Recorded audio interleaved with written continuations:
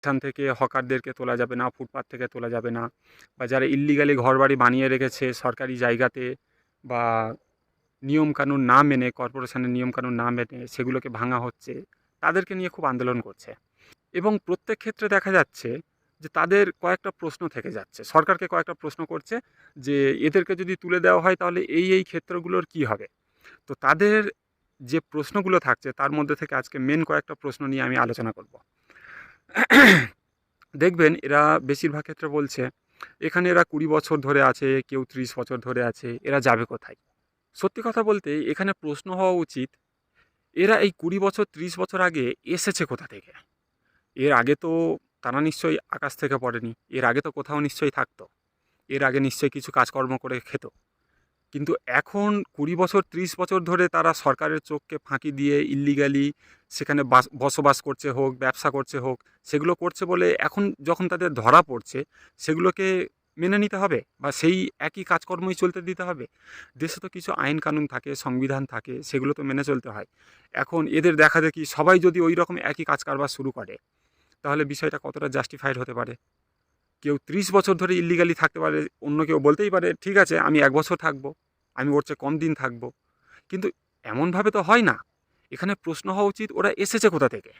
এতদিন ব্যবসা করেছে ঠিক আছে, মানুষের অসুবিধা হয়েছে, মানুষ সহ্য করে নিয়েছে, বা আর শুনুন, যেখানে ব্যবসা করছে বা যেখানে ইল্লিগালি সব ঘরবাড়ি বানিয়ে আছে, তো তার আশেপাশ দিয়ে গেলে আপনি বুঝতে পারবেন সেখানকার পরিবেশ, সেখানকার অবস্থা কি নোংরা অবস্থা হয়ে থাকে আপনি ভাবতে পারবেন না, কারণ সেখানে কোনো রকম কোনো প্ল্যান নেই। সুতরাং এর উত্তর এক কথায় বলতে গেলে বলতে হবে 20 বছর আগে তারা যেখান থেকে এসেছে তারা সেখানেই যাবে, 20 বছর আগে তারা যেভাবে খাওয়া দাওয়া করছিল সেভাবে করবে। আসলে এটা কি বলবো, আমি হয়তো একটু মজার ছলে বললাম, কিন্তু এখন মানুষের সামনে আরও অনেক সুযোগ সুবিধা তৈরি হয়েছে, সেগুলো করা যায়।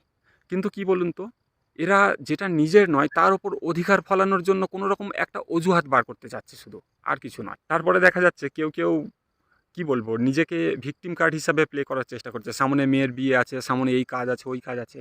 আরে আমরা মানুষ যতদিন বেঁচে থাকবো ততদিনই আমাদের অসুবিধা থাকবে। মেয়ের বিয়ে আছে বলেই আমাকে এখানে দোকান করতে দিতে হবে, এটা কোনো কারণ হলো? দেখা যাবে মেয়ের বিয়ের পরে বাড়ি থেকে অসুস্থ হয়ে পড়তে পারে, তারপরে ছেলের বিয়ে আসতে পারে, ইত্যাদি ইত্যাদি, এরকম চলতেই থাকবে। কিন্তু এটা কোনো কারণ নয়, এটা জাস্ট অজুহাত। কেউ কেউ বলছে যে উম, এই সমস্ত দোকান তুলে নিলে কম দামে খাবার পাওয়া যাবে না। আরে আপনার কি মনে হয় ওরা 10 টাকায় জিনিস কিনে আমাদেরকে 5 টাকায় বিক্রি করছে? সেটা তো কখনোই নয়। ওরা 10 টাকায় জিনিস কিনলে আমাদেরকে 15 টাকায় বিক্রি করবে। এবারে যে ব্যবসায়ীটা সরকারকে ট্যাক্স দিয়ে সেই জায়গার একটা অংশ ভাড়া নিয়ে সরকারের থেকে সেখানে দোকান করে, সে